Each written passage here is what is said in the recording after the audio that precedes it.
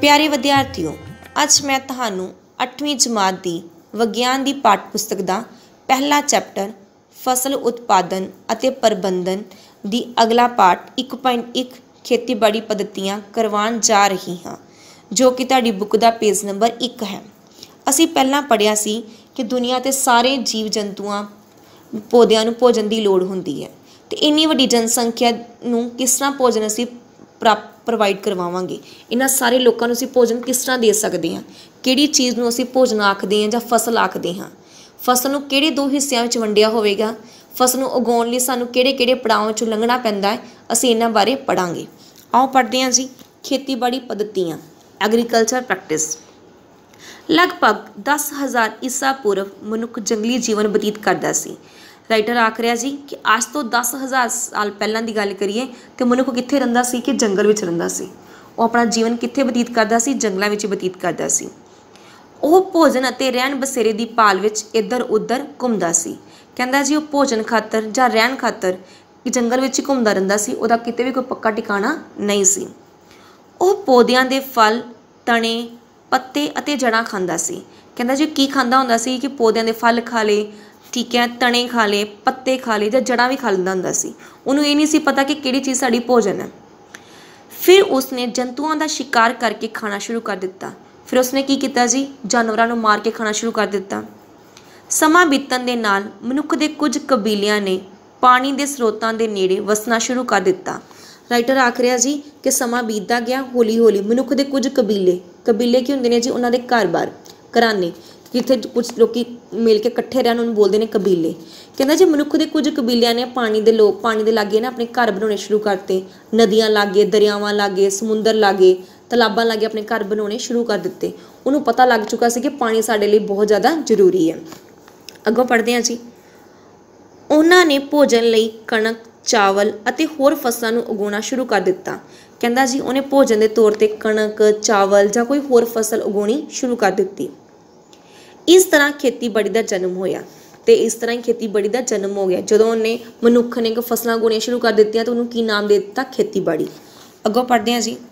पौदियां दीयां कुछ प्रजातियां नूं इक्को थां ते उगाउण नूं खेतीबाड़ी कहंदे हन। राइटर आख रहा जी कि पौदियां दी इक्को तरह दी पौदियां दीयां कुछ प्रजातियां, इक्को तरह के पौधे होणगे, ठीक है जी, प्रजाति उन्हां दी प्रजातियां होंदियां ने, तो उन्हां नूं इक्को थां ते उगाया जावे, इहनूं की बोलदे जी, खेतीबाड़ी। अगों पढ़ते हैं जी। पौदियां दी इक्को प्रजाति नूं इक्को थां ते वड्डे पद्धर ते उगाउण नूं फसल कहा जाता है। कहता जी इक्को तरह के पौधे इक्को ही जगह ते बहुत वड्डे लैवल ते उगाए जाण, उसनूं की कहंदे ने, फसल कहंदे ने।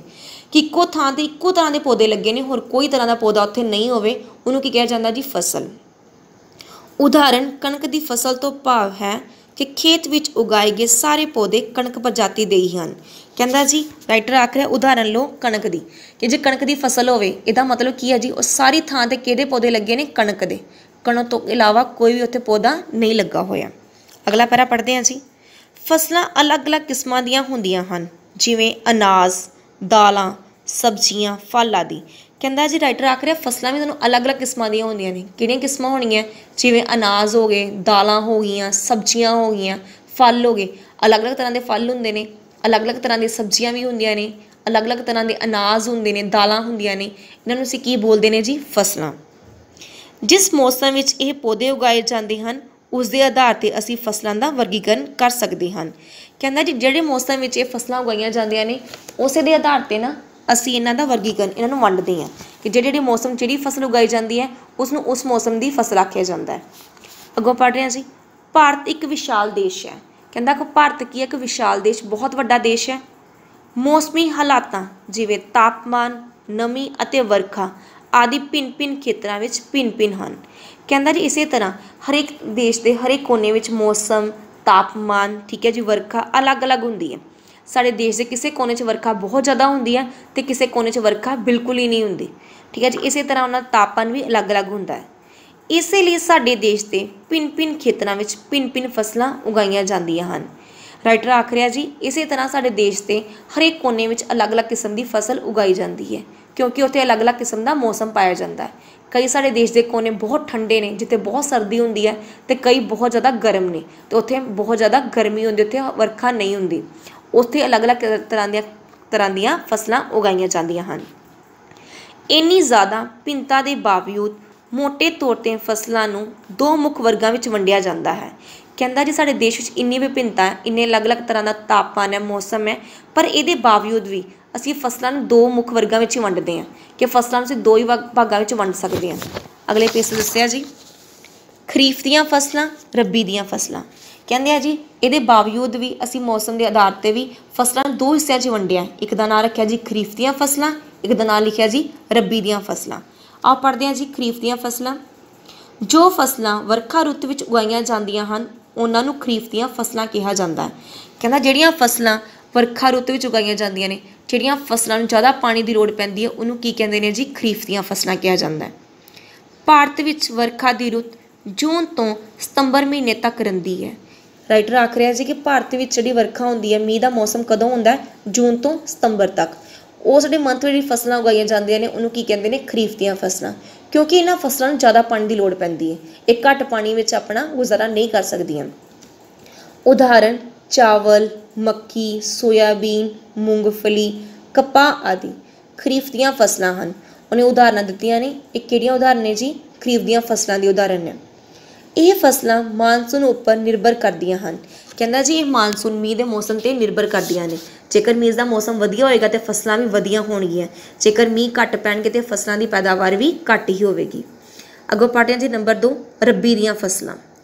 ਜੋ ਫਸਲਾਂ ਸਰਦੀ ਰੁੱਤ ਵਿੱਚ ਉਗਾਈਆਂ ਜਾਂਦੀਆਂ ਹਨ ਉਹਨਾਂ ਨੂੰ ਰੱਬੀ ਦੀਆਂ ਫਸਲਾਂ ਕਿਹਾ ਜਾਂਦਾ ਹੈ। ਰਾਈਟਰ ਆਖ ਰਿਹਾ ਜੀ ਜਿਹੜੀਆਂ ਫਸਲਾਂ ਨੂੰ ਸਰਦੀ ਮੌਸਮ ਵਿੱਚ ਉਗਾਇਆ ਜਾਂਦਾ ਹੈ, ਜਿਹੜੀਆਂ ਫਸਲਾਂ ਨੂੰ ਘੱਟ ਪਾਣੀ ਦੀ ਲੋੜ ਪੈਂਦੀ ਹੈ, ਉਸ ਨੂੰ ਕੀ ਕਹਿੰਦੇ ਨੇ ਜੀ? ਰੱਬੀ ਦੀਆਂ ਫਸਲਾਂ। ਇਹ ਮਾਨਸੂਨ 'ਤੇ ਨਿਰਭਰ ਨਹੀਂ ਕਰਦੀਆਂ। ਕਹਿੰਦਾ ਜੀ ਇਹ ਮੌਸਮ 'ਤੇ ਨਿਰਭਰ ਨਹੀਂ ਕਰਦੀਆਂ। ਇਹ ਅਕਤੂਬਰ ਤੋਂ ਮਾਰਚ ਮਹੀਨਿਆਂ ਦੌਰਾਨ ਉਗਾਈਆਂ ਜਾਂਦੀਆਂ ਹਨ। ਇਹਨਾਂ ਨੂੰ ਕਦੋਂ ਉਗਾਇਆ ਜਾਂਦਾ ਜੀ? ਅਕਤੂਬਰ ਤੋਂ ਲੈ ਕੇ ਮਾਰਚ ਦੇ ਮਹੀਨੇ ਵਿੱਚ ਇਹਨਾਂ ਨੂੰ ਉਗਾਇਆ ਜਾਂਦਾ ਹੈ। ਉਦਾਹਰਨ ਕਣਕ, ਛੋਲੇ, ਮਟਰ, ਸਰੋਂ, ਅਲਸੀ ਆਦਿ। ਇਹਨਾਂ ਦੀ ਐਗਜ਼ਾਮਪਲ ਦੇ ਰਿਹਾ ਜੀ ਕਿ ਰੱਬੀ ਦੀਆਂ ਫਸਲਾਂ ਅਸੀਂ ਕਿਹਨਾਂ ਨੂੰ ਆਖਦੇ ਹਾਂ। ਉਪਰੋਕਤ ਫਸਲਾਂ ਤੋਂ ਇਲਾਵਾ ਕਈ ਖੇਤਰਾਂ ਵਿੱਚ ਗਰਮੀ ਰੁੱਤ ਵਿੱਚ ਦਾਲਾਂ ਅਤੇ ਸਬਜ਼ੀਆਂ ਵੀ ਉਗਾਈਆਂ ਜਾਂਦੀਆਂ ਹਨ। ਕਹਿੰਦਾ ਜੀ ਇਹ ਦੋ ਉੱਪਰ ਫਸਲਾਂ ਦੱਸੀਆਂ ਸੀ, ਖਰੀਫ ਦੀਆਂ ਫਸਲਾਂ ਅਤੇ ਰੱਬੀ ਦੀਆਂ ਫਸਲਾਂ। ਕਹਿੰਦਾ ਇਹਨਾਂ ਤੋਂ ਇਲਾਵਾ ਵੀ ਦੇਸ਼ ਦੇ ਕਈ ਕੋਨਿਆਂ ਵਿੱਚ ਹੋਰ ਵੀ ਦਾਲਾਂ ਅਤੇ ਸਬਜ਼ੀਆਂ ਉਗਾਈਆਂ ਜਾਂਦੀਆਂ ਨੇ। ਅੱਗੋਂ ਪੜ੍ਹ ਰਹੇ ਹਾਂ ਅਸੀਂ 1.2 ਫਸਲ ਉਤਪਾਦਨ ਸੰਬੰਧੀ ਮੁੱਖ ਖੇਤੀ ਪੱਧਤੀਆਂ। ਕਹਿੰਦਾ ਜੀ ਫਸਲ ਦਾ ਉਤਪਾਦਨ, ਫਸਲ ਦੀ ਪੈਦਾਵਾਰ ਜੇ ਵਧਾਉਣੀ ਆ ਤਾਂ ਸਾਨੂੰ ਕਿਹੜੀ ਗੱਲਾਂ ਦਾ ਕੁਝ ਖਾਸ ਧਿਆਨ ਰੱਖਣਾ ਪੈਂਦਾ, ਇਹਦੇ ਬਾਰੇ ਅਸੀਂ ਪੜ੍ਹਾਂਗੇ। ਬੂਝੋ ਧਾਨ ਦੀ ਫਸਲ ਸਰਦੀ ਦੀ ਰੁੱਤ ਵਿੱਚ ਕਿਉਂ ਨਹੀਂ ਉਗਾਈ ਜਾਂਦੀ? ਰਾਈਟਰ ਦੇ ਦੋ ਫਰੈਂਡਸ ਨੇ, ਇੱਕ ਦਾ ਨਾਮ ਹੈ ਬੂਝੋ, ਇੱਕ ਦਾ ਨਾਮ ਹੈ ਪਹੇਲੀ। ਬੂਝੋ ਕੀ ਕਹਿ ਰਿਹਾ? ਕਹਿੰਦਾ ਜੀ ਬੂਝੋ ਕਹਿੰਦਾ ਕਿ ਧਾਨ ਦੀ ਫਸਲ ਕਿਹੜੀ ਹੁੰਦੀ ਹੈ? ਚਾਵਲ। ਕਹਿੰਦਾ ਉਹ ਸਰਦੀ ਦੇ ਮੌਸਮ 'ਚ ਕਿਉਂ ਨਹੀਂ ਉਗਾਈ ਜਾਂਦੀ? ਉਹਦਾ ਕੁਐਸਚਨ ਹੈ ਕਿ ਸਰਦੀ ਦੇ ਮੌਸਮ 'ਚ ਕਿਉਂ ਨਹੀਂ ਉਗਾਉਂਦੇ। ਹਾਂਜੀ ਪਹੇਲੀ ਦਾ ਆਨਸਰ ਦੇ ਰਹੀ ਹੈ ਜੀ ਚਾਵਲ ਦੀ ਫਸਲ ਉਗਾਉਣ ਲਈ ਬਹੁਤ ਸਾਰੇ ਪਾਣੀ ਦੀ ਲੋੜ ਪੈਂਦੀ ਹੈ। ਉਹ ਕਹਿ ਰਹੀ ਹੈ ਜੀ ਕਿ ਜੇ ਚਾਵਲ ਦੀ ਫਸਲ ਉਗਾਉਣੀ ਹੈ ਤਾਂ ਸਾਨੂੰ ਕੀ ਚਾਹੀਦਾ ਹੋਏਗਾ? ਪਾਣੀ, ਬਹੁਤ ਜ਼ਿਆਦਾ ਸਾਨੂੰ ਪਾਣੀ ਚਾਹੀਦਾ ਹੋਗਾ। ਕਿਉਂਕਿ ਅਸੀਂ ਉੱਪਰ ਹੀ ਗੱਲ ਕੀਤੀ ਹੈ ਕਿ ਚਾਵਲ ਕੀ ਹੈ? ਖਰੀਫ ਦੀਆਂ ਫਸਲਾਂ ਨੇ, ਅਤੇ ਖਰੀਫ ਦੀਆਂ ਫਸਲਾਂ ਕਦੋਂ ਪੈਦਾ ਹੁੰਦੀਆਂ ਨੇ? ਮੀਂਹ ਦੇ ਮੌਸਮ ਵਿੱਚ। ਇਸ ਲਈ ਇਹ ਕੇਵਲ ਵਰਖਾ ਰੁੱਤ ਵਿੱਚ ਹੀ ਉਗਾਈ ਜਾਂਦੀ ਹੈ। ਕਹਿੰਦਾ ਇਸੇ ਲਈ ਕੇਵਲ ਕਿੱਥੇ ਉਗਾਈ ਜਾਂਦੀ ਹੈ? ਵਰਖਾ ਰੁੱਤ ਵਿੱਚ ਹੀ ਉਗਾਈ ਜਾਂਦੀ ਹੈ। ਅਗਲਾ ਪੈਰਾ ਪੜ੍ਹਦੇ ਹਾਂ ਜੀ ਵੱਖ-ਵੱਖ ਫਸਲਾਂ ਨੂੰ ਉਗਾਉਣ ਲਈ ਕਿਸਾਨਾਂ ਨੂੰ ਸਮੇਂ-ਸਮੇਂ 'ਤੇ ਕਈ ਤਰ੍ਹਾਂ ਦੀਆਂ ਕਿਰਿਆਵਾਂ ਕਰਨ ਦੀ ਲੋੜ ਹੁੰਦੀ ਹੈ।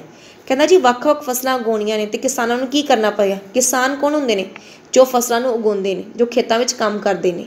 ਕਹਿੰਦਾ ਜੀ ਜੇ ਵੱਖ-ਵੱਖ ਫਸਲਾਂ ਉਗਾਉਣੀਆਂ ਨੇ ਕਿਸਾਨ ਨੂੰ ਤਾਂ ਉਹਨੂੰ ਟਾਈਮ ਦੇ ਅਕੋਰਡਿੰਗ ਨਾ ਵੱਖਰੀਆਂ ਕਿਰਿਆਵਾਂ ਕਰਨੀਆਂ ਪੈਂਦੀਆਂ ਨੇ ਫਸਲਾਂ ਨੂੰ ਉਗਾਉਣ ਲਈ। ਇਹਨਾਂ ਕਿਰਿਆਵਾਂ ਨੂੰ ਖੇਤੀ ਪੱਧਤੀਆਂ ਆਖਦੇ ਹਨ। ਅਤੇ ਇਹਨਾਂ ਨੂੰ ਕੀ ਆਖਿਆ ਜਾਂਦਾ ਜੀ? ਖੇਤੀ ਪੱਧਤੀਆਂ ਆਖਦੇ ਨੇ, ਜਿਹੜੀਆਂ ਕਿਸਾਨ ਸਮੇਂ-ਸਮੇਂ 'ਤੇ ਵੱਖਰੀਆਂ ਕਿਰਿਆਵਾਂ ਕਰਦਾ ਹੈ ਆਪਣੀ ਫਸਲ ਨੂੰ ਉਗਾਉਣ ਲਈ। ਤੁਸੀਂ ਇਹ ਕਿਰਿਆਵਾਂ ਉਸ ਸਮੇਂ ਵੇਖ ਸਕਦੇ ਹੋ ਜਦੋਂ ਕੋਈ ਮਾਲੀ ਬਾਗ ਵਿੱਚ ਜਾਂ ਤੁਸੀਂ ਆਪਣੇ ਘਰ ਵਿੱਚ ਸਜਾਵਟੀ ਪੌਦੇ ਲਗਾ ਰਹੇ ਹੁੰਦੇ ਹੋ। ਕਹਿੰਦਾ ਜੀ ਕਿਹੜੀਆਂ ਕਿਰਿਆਵਾਂ ਹੋਣਗੀਆਂ? ਤੁਸੀਂ ਇਹਨਾਂ ਕਿਰਿਆਵਾਂ ਬਾਰੇ ਉਦੋਂ ਵੇਖ ਸਕਦੇ ਹੋ ਜਦੋਂ ਜਾਂ ਕਿਸਾਨ ਕੋਈ ਫਸਲ ਉਗਾ ਰਿਹਾ, ਜਾਂ ਕੋਈ ਮਾਲੀ ਹੈ ਕੋਈ ਬਾਗ ਵਿੱਚ ਕੋਈ ਪਲਾਂਟ ਲਗਾ ਰਿਹਾ, ਕੋਈ ਪੌਦਾ ਲਗਾ ਰਿਹਾ, ਜਾਂ ਤੁਸੀਂ ਆਪਣੇ ਘਰ ਵਿੱਚ ਕੋਈ ਪੌਦਾ ਲਗਾ ਰਹੇ ਹੋ ਅਤੇ ਤੁਸੀਂ ਉਸ ਟਾਈਮ ਜਿਹੜੀ ਕਿਰਿਆਵਾਂ ਕਰਦੇ ਹੋ ਉਹਨੂੰ ਕੀ ਕਹਿੰਦੇ ਨੇ ਜੀ? ਖੇਤੀਬਾੜੀ ਪੱਧਤੀਆਂ। ਮੁੱਖ ਖੇਤੀ ਪੱਧਤੀਆਂ ਹੇਠ ਲਿਖੇ ਅਨੁਸਾਰ ਹਨ। ਕਹਿੰਦਾ ਜੀ ਜਿਹੜੀ ਖਾਸ ਖੇਤੀ ਪੱਧਤੀਆਂ ਹੁੰਦੀਆਂ ਨੇ ਉਹ ਹੇਠਾਂ ਲਿਖੀਆਂ ਨੇ। ਉਹਨੇ 7 ਪੁਆਇੰਟ ਲਿਖੇ ਨੇ। ਇਹ 3 ਪੁਆਇੰਟ ਖੇਤੀਬਾੜੀ ਉਤਪਾਦਨ ਦੇ, ਫਸਲ ਦੇ ਉਤਪਾਦਨ ਅਤੇ ਪੈਦਾਵਾਰ ਵਿੱਚ ਬਹੁਤ ਜ਼ਿਆਦਾ ਸਹਾਇਕ ਹੁੰਦੇ ਨੇ। ਨੰਬਰ 1 ਖੇਤ ਜਾਂ ਭੂਮੀ ਦੀ ਤਿਆਰੀ। कहता जी पहला पॉइंट की है खेत ਜਾਂ भूमि की तैयारी करनी, जिस जगह तुसीं अपनी फसल बीजनी है ठीक है जी ਉਹਦੀ भूमि ਉਹਦੀ ਜ਼ਮੀਨ की तैयारी करनी। ये पहला पॉइंट है, बहुत ज़्यादा इंपॉर्टेंट पॉइंट है। ये जिन्ने 7 पॉइंट दिते गए हैं, ये 7 पॉइंट सीरियल ऑर्डर ही याद करना है, ताकि सानू कुछ दे बारे पता लगेगा। नंबर 2 बीज बीजना, जो साडी जमीन तैयार हो गई, सैकेंड साडा स्टैप की हुंदा जी बीज बीजना, जिहड़ी फसल असीं बीजना चाहुंदे उहदा बीज उस जमीन ते बीजना किस तरह। नंबर 3 खाद पाउणा, बीज बीजन तो बाद बीज नूं खाद भी पाई जाती है। खाद की हुंदी है जी उहदे मिनरल्स उहदे न्यूट्रीएंट्स कि जिहड़े कि पौधे नूं ज़्यादा उहदी ग्रोथ करनगे, उहदा वाधा करनगे ते विकास करनगे। चौथा पॉइंट सिंचाई, सिंचाई मतलब की हुंदा जी उस फसल नूं पानी दी सप्लाई देना, उस फसल नूं पानी मुहैया करवाउणा। पंजवां नंबर गोडी, गोडी की हुंदा जी जिहड़े कोई प्लांट्स ने पौधे ने अपनी फसल विच एवें उग गए ने, जिहड़े असीं नहीं उगाए उन्होंने खेतों चों कढ़ना बाहर, उन्होंने की कहते हैं गोडी। नंबर 6 वाढी, साडी फसल पक के तैयार हो चुकी है, हुण कट्टन नूं की बोलिया जांदा जी वाढी। नंबर 7 भंडारण, जी फसल कट के तैयार हो गई, कट्टी गई जी हुण ठीक है पैक भी हो गई है, उन्हें संभाल के रखने नूं की बोलते हैं जी भंडारण। ये फसल खेती पद्धति दी 7 पॉइंट मेन ने, असीं अगले टॉपिक विच इन्हां बारे ही पढ़ांगे। ये 7 पॉइंट नूं सीरियल ऑर्डर ही याद करना, उल्ट पुलट याद नहीं करना, ये सीरियल ऑर्डर ही काम करते हैं। अगली वीडियो च असीं इन्हां बारे ही गल करांगे। थैंक यू बेटा जी।